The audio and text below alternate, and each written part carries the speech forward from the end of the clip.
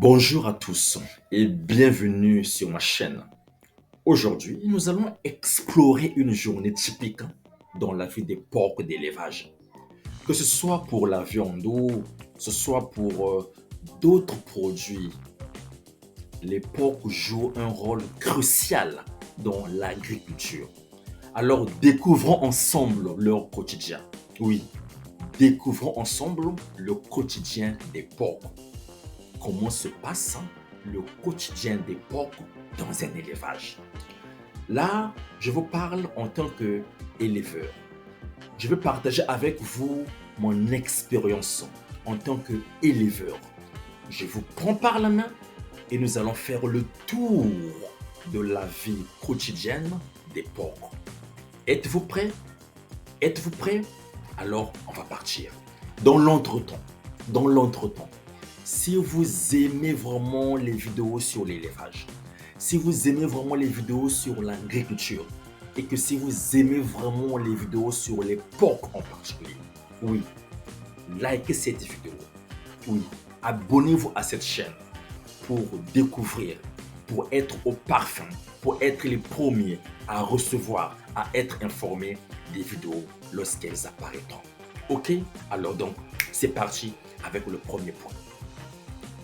Nous allons voir dans le premier point l'environnement de l'élevage. Donc, commençons par l'environnement dans lequel vivent les porcs. En fait, un élevage de porcs peut varier considérablement en fonction de la taille, en fonction de la configuration.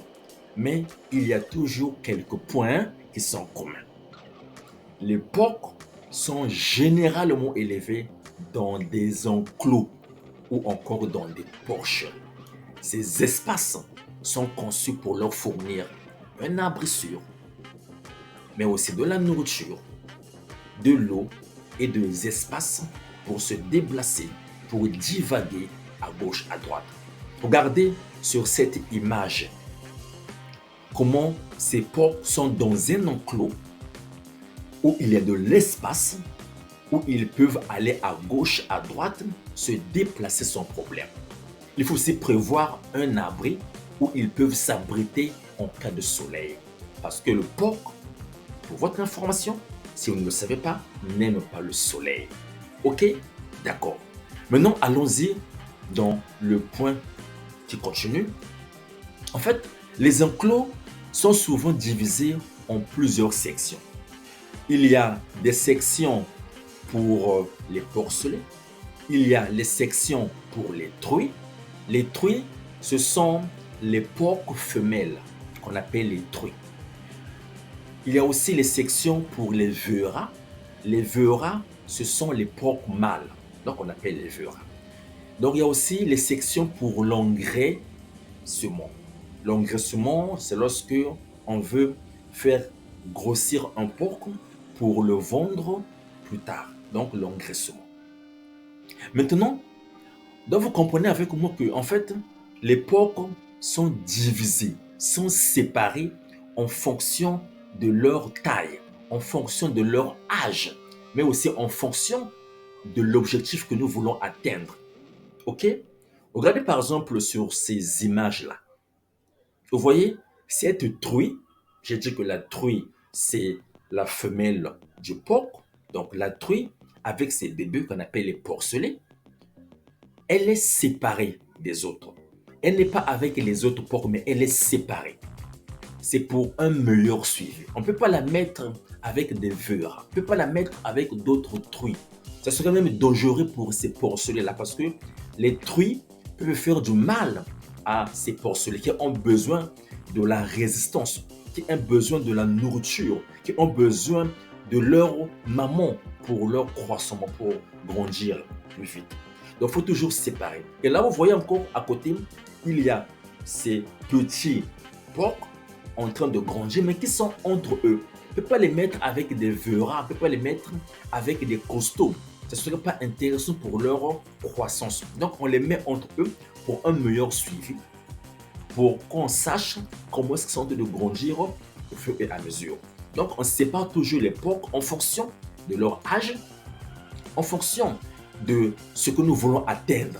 Par exemple, si nous avons des porcs que nous voulons vendre plus tard, ceux-là aussi, on va les mettre entre eux parce qu'on sait que ceux-là, on doit les faire grossir pour la viande, pour être vendu. Mais il y a aussi des porcs qu'on peut castrer. Donc, on les castre. Ces porcs ne peuvent pas se reproduire. Ils sont castrés et deviennent des costauds, des gaillards. Ceux-là aussi, ils sont destinés à un objectif bien précis. Est-ce que c'est clair? Merci beaucoup. Maintenant, on va avancer avec le point qui suit, la routine maintenant alimentaire. Que mange le porc? À quelle heure le porc doit-il manger? Ok? En fait, une grande partie du quotidien des porcs est consacrée à l'alimentation. On peut même parler même de 90% du quotidien du porc est consacré à l'alimentation. Les porcs sont nourris plusieurs fois par jour. Plusieurs fois par jour. Maintenant, c'est à toi en tant qu'éleveur de programmer ces heures-là. Mais c'est plusieurs fois par jour. Mais une alimentation qui doit être équilibrée en nutriments adaptés à leur âge et à leur poids. On comprend par là que, en fait, la quantité de nourriture qu'on donnera aux porcs dépendra de leur taille, dépendra de leur âge, mais surtout dépendra de leur poids. On ne donnera pas 5 kilos d'aliments à un porcelet et 5 kilos d'aliments à une truie ou bien à un veura. Vous comprenez qu'on va adapter la quantité par rapport à l'âge, par rapport au poids du porc ou bien du porcelet, ou bien de la truie, ou bien du veura. Mais une alimentation qui doit être riche en nutriments, vraiment adaptée, équilibrée. J'ai parlé dans une vidéo passée de ce que mange le porc. En tout cas, je vous prie de la regarder pour bien comprendre de quoi est composée l'alimentation des porcs. Merci beaucoup. Maintenant, cette alimentation peut inclure des céréales, des protéines, des vitamines, mais aussi des minéraux. Regardez sur cette image-là ou sur ces images. Ça vous donne une idée de ce peut manger le porc et dans quelles conditions le porc doit-il manger. Regardez bien. D'accord? Maintenant, on va voir dans le deuxième point la routine alimentaire. En fait, l'eau est également essentielle pour la santé des porcs. Du coup, les porcs doivent avoir un accès constant à l'eau. L'eau doit être propre, l'eau doit être fraîche, l'eau doit être potable. Maintenant, on peut opter soit pour des abreuvoirs automatiques ou soit pour des abreuvoirs à bac, à béton. Maintenant, regardez sur cette image, là vous avez un exemple d'un abreuvoir automatique. L'avantage de l'abreuvoir automatique, c'est que l'eau sera potable, l'eau sera fraîche. Maintenant, dans un premier temps, lorsqu'on commence, on n'a pas assez de moyens, on peut opter d'abord avec des abreuvoirs à béton, à bac. Maintenant, avec le temps, on pourra opter pour les abreuvoirs automatiques. L'inconvénient avec les abreuvoirs à bac ou bien à béton, c'est que puisqu'on met de l'eau dessus, l'eau se salit régulièrement. Du coup, toi, en tant qu'éleveur, tu auras comme gymnastique, comme corvée, de changer régulièrement de l'eau pour ne pas que cette eau qui est sale soit consommée par tes porcs. Pourquoi? Parce que si du 1er au 30, tes porcs consomment de l'eau qui est sale, en tout cas, merci aux maladies. Ok? Maintenant, nous allons voir dans le suivant le point les soins et l'hygiène. En fait, le bien-être des porcs est une priorité pour les élevages. Non seulement il y a l'alimentation qui est parmi les priorités des priorités, mais il y a aussi le bien-être, donc le soin et l'hygiène de tes porcs devrait aussi être une de tes priorités. Du coup, en tant qu'éleveur, il faut gérer régulièrement et surveiller régulièrement la santé de tes animaux. Tu dois vérifier l'absence des maladies et des blessures. Il arrive que les porcs se blessent. Tu te réveilles, tu arrives dans ta porcherie, tu constates que les porcs ont des plaies. Mais demande-toi, quelle est la cause de ces plaies? Est-ce que ce sont des plaies qui sont naturelles? Est-ce que ce sont des plaies qui sont dues aux bagarres entre eux? Ou bien ce sont des plaies qui sont dues aux, aux microbes? Parce qu'il arrive que le porc, lorsqu'il a beaucoup de microbes, il a tendance à gratter contre le mur. Et à force de gratter, ça peut aussi créer des plaies. De même, parfois les porcs peuvent gratter au niveau des oreilles. Et ça peut aussi occasionner des plaies. Donc il faut toujours savoir quelle est la cause de ces plaies-là. Une fois on a détecté la cause, maintenant on peut traiter le problème. Mais si on ne connaît pas la cause, on aura du mal à traiter les plaies qui sont sur nos porcs. Donc c'est très important.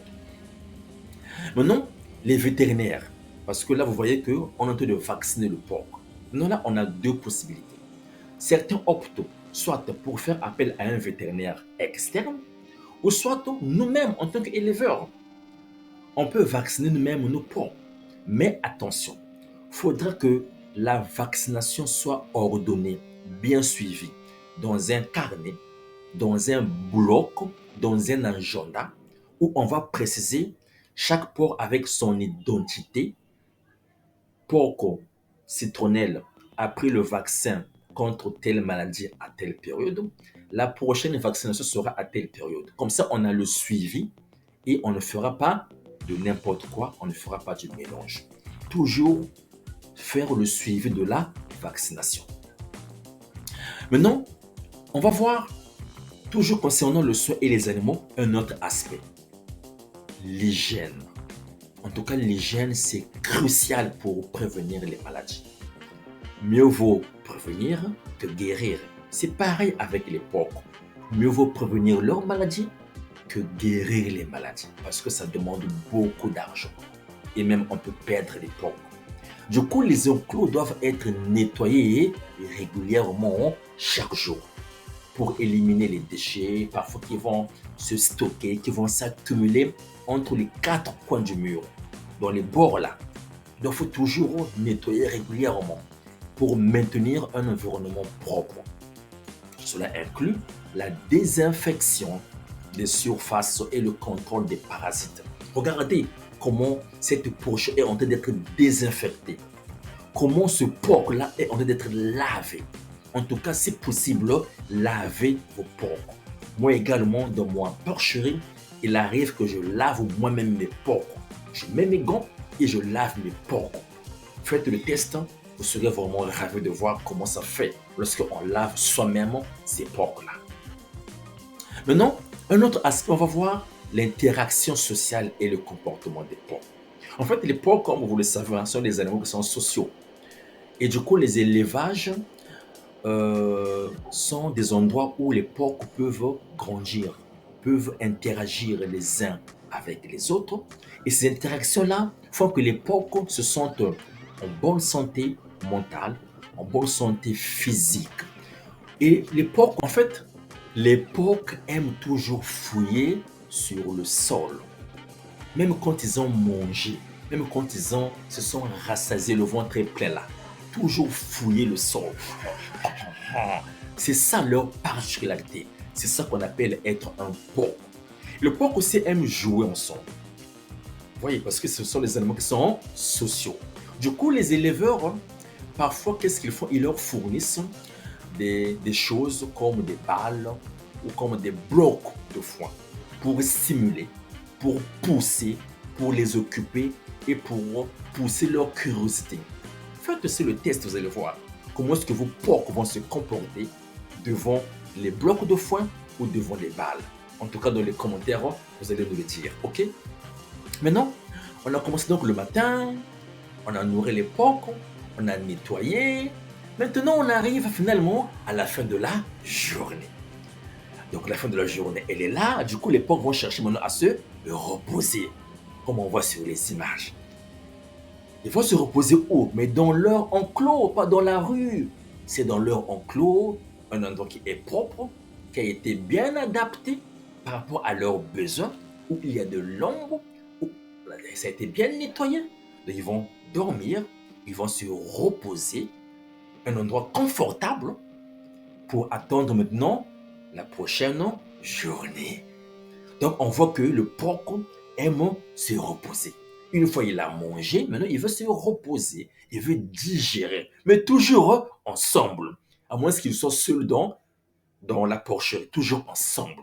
Du coup, un environnement calme et sécurisé est essentiel pour le bien-être des porcs. Alors, comment as-tu trouvé cette vidéo? Ok, nous avons passé une journée dans un élevage. On a passé au parfum le quotidien des porcs. Maintenant, comment tu as vu cette vidéo? Est-ce que ça t'a intéressé? Ok?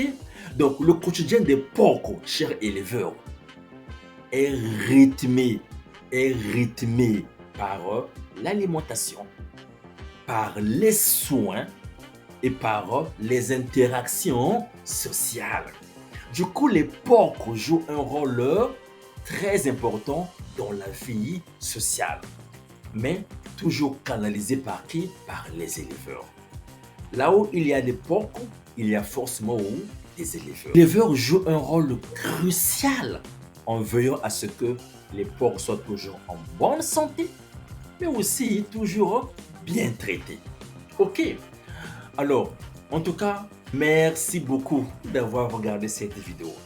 Si vous avez trouvé ce contenu intéressant, alors n'oubliez pas de liker, n'oubliez pas de vous abonner et laissez-nous un commentaire ci-dessous si vous avez des questions, si vous avez des suggestions pour des futures vidéos. En tout cas, donnez-nous vos avis, vos impressions, vos suggestions dans les commentaires. Comme ça, la communauté Entreprendre au XXIe siècle saura dans quelle mesure mettre en avant une certaine vidéo pour le bien-être, pour l'intérêt de sa communauté. En tout cas, ces vidéos-là sont faites pour vous, pour la communauté Entreprendre au XXIe siècle. N'oubliez pas de vous abonner si ce n'est pas encore fait, afin de recevoir les vidéos lorsqu'elles apparaîtront. Ok? En tout cas, ciao, ciao, à la prochaine.